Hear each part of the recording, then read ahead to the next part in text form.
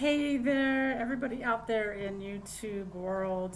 I wanted to first of all say thank you for the people that are watching and are subscribing. I never really thought I would ever see 500 subscribers, and we've surpassed that, and I'm just thrilled because that just means that it's one more person that I'm coming into contact with that's maybe somehow some of these videos will help you through your journey, whether it's through a severe illness, a terminal illness, a disease, cancer, not just cancer, just really anything that you're going through. And we all struggle with something. We all get on the struggle bus here and there, right? So that's just life. And cancer reminds me of being diagnosed with cancer reminds me of life and how life has its ups and downs. And there are times to celebrate and there's times to grieve, and you know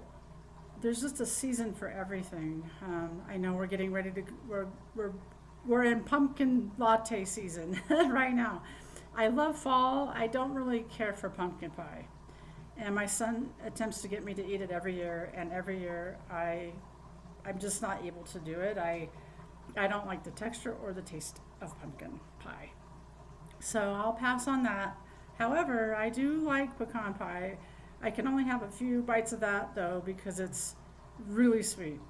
So I did want to give you guys an update. And those of you that have been here a while, you might have heard already, you might have seen it in a video.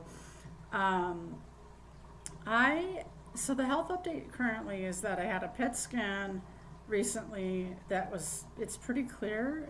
I don't have any evidence of cancer, and that PET scan was from the neck down.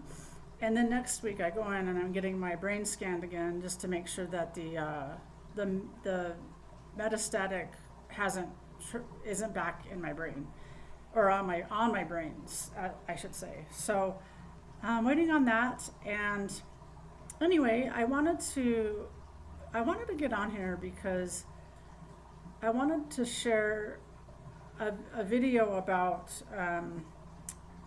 can you love the bad thing that's happened to you?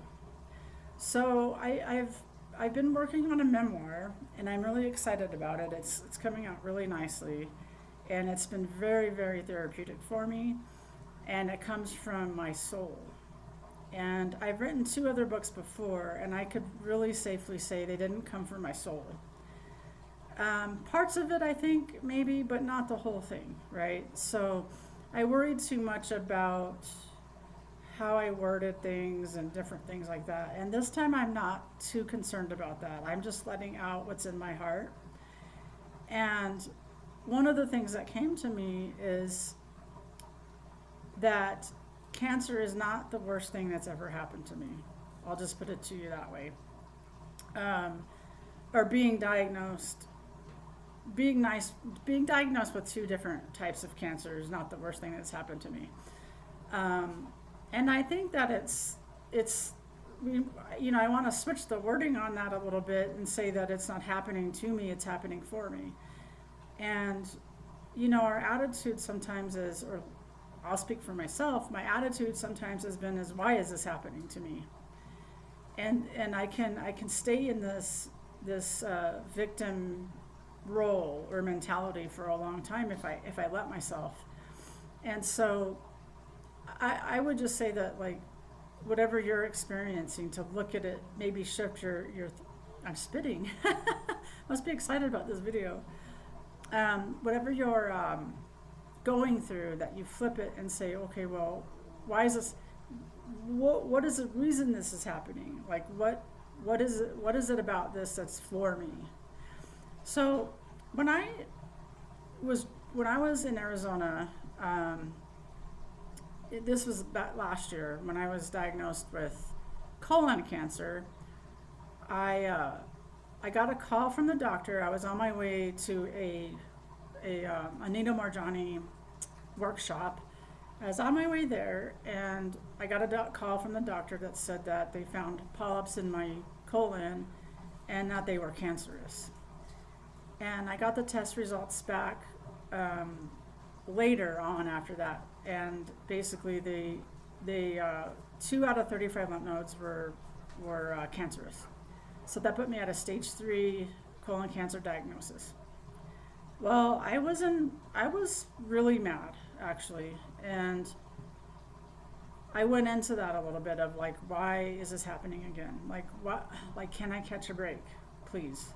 Like, I'm already going through all this other stuff with breast cancer, so it's like why? Just why? And so I was in a full-on breakdown, and I called somebody, and they said, well, Sherry, God doesn't give you more than you can handle, and it didn't sit well with me. And I've said this to people. I've said that to people. And I no longer wish to say it to anybody, because I realized that if I say that, I'm saying God did this.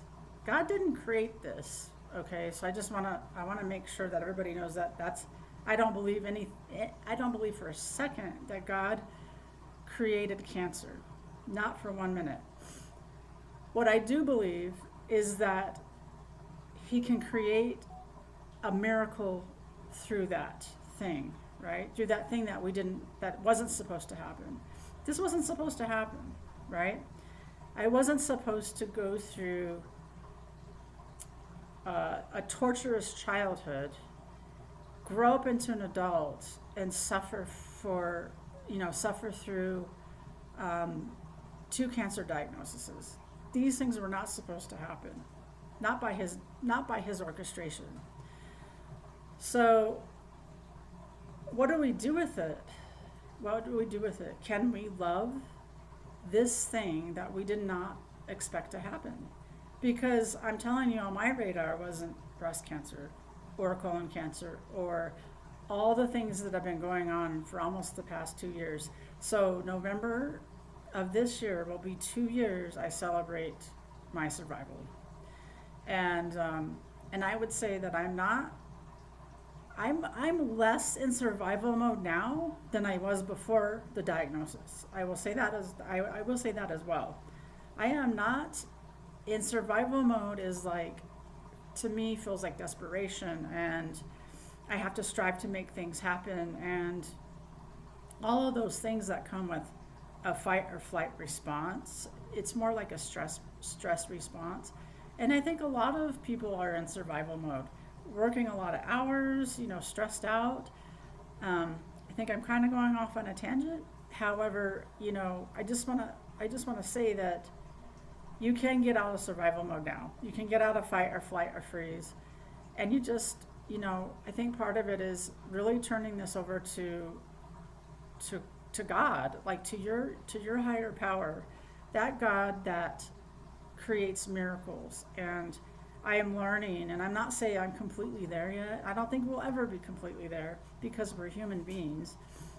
My thing is, I'm learning to really turn over things to Christ instead of going, well, I got it, or what am I going to do, or why me, or whatever those things are. And I think it's really important that you ask the right questions to yourself. And so instead of why me, why not me? Like, what can I, so I believe that God is an alchemist, and that what God is doing in my life right now is turning something like that could be promoting pain and suffering and turning it into gold. Like, I really strongly believe that He's using me to do that. And no matter what happens, it's just like life is a roller coaster. I don't know what's going to happen tomorrow. Who knows? Maybe it will come back. Maybe it won't. I have no idea. So, and the thing is I do not. It's not that I can't. I do not wish to live in the tragedy, or live in the tragedy, like keep that story alive. I just don't want to do that. So I want to take what's happened and turn it into something beautiful. And I hope that in your life, that's what's happening, right? And I know someone said, well, how can you do that? How can you just turn this into something else? I'm not doing it. God is doing it. So we're going to give Him credit for that too. And I had a friend, really good friend of mine, shout out to Connie. she said to me, "You're the only person well, I don't know if she said the only person, but she said you're one of these people that's taken cancer, a cancer diagnosis, a fatal one according to doctors, and turning it into an adventure." And I think that's what we should just do in life anyway. I have more freedom now than I did before this. God has taken my life and just changed it completely, transformed it into this beautiful thing where I'm actually in Vaquita, New Mexico. And I think I'm saying that right. I have no idea if I'm saying it right. However, and I'm on a beautiful, gorgeous ranch right now. And I'm actually on my sister's patio, and I'm watching her dogs for her while she's at work. And it's been fantastic. I've been able to help with the animals, and it just gives me so much joy to be able to come out here and help her out. Because that's one thing for sure my family did when I was down. I was really down, and my family and friends just came to rally for me. So I would just say, another thing I would encourage you to do is to make your life an adventure. I've talked to so many people, and they're doing things they don't want to do. Like, for example, I was talking to a friend about, they're working at this job they just don't like. And I'm like, well, what is your passion? Like, what is it that you want to create? And it was like, well, I want to do artwork, and I want to be creative. And I said, well, what's stopping you from taking the leap? Most of the time, it comes down to money. So, but what I think happens though is we're bargaining our health for money, right? So, I know I did it. I did it so long, way too long. So, if you're in that boat, you got to get off that boat. And again, turn your trust to God, and like put your finances in His hands. For the first time in my life, I am not worried. I'm not in desperation mode. I'm not in I need to work a bunch of hours mode. There are some times where I go through, I don't feel productive, and I have this disconnect, thinking productivity has to do with working a 9-to-5 job or working a business or something like that. So, however, I just keep turning it over to Christ because I don't want to go backwards. That is one of the things, is I don't want to go backwards. And I'm like, God, just point me the way forward. Help my eyes to see clearly what's in front of me. What is the next step? And every day I just take another step and another step. And He's given me these ideas, right? Step into this idea. And I was out for a walk this morning and with the dogs, and then this is what came through, this message of, can you love the bad thing that's happened? Or we won't even call it the bad thing, we'll just call it the thing that shouldn't have happened, right? So can you love that? Can you love that thing that shouldn't have happened? That divorce shouldn't have happened. The adultery shouldn't have happened. The overdose shouldn't have happened. Just those different things that are happening to you, happening in your life. Can you give them to God? And God is an alchemist. God will take it and He will turn it into something amazing. And I really feel like that's what's happening to me, for me, not to me, for me now.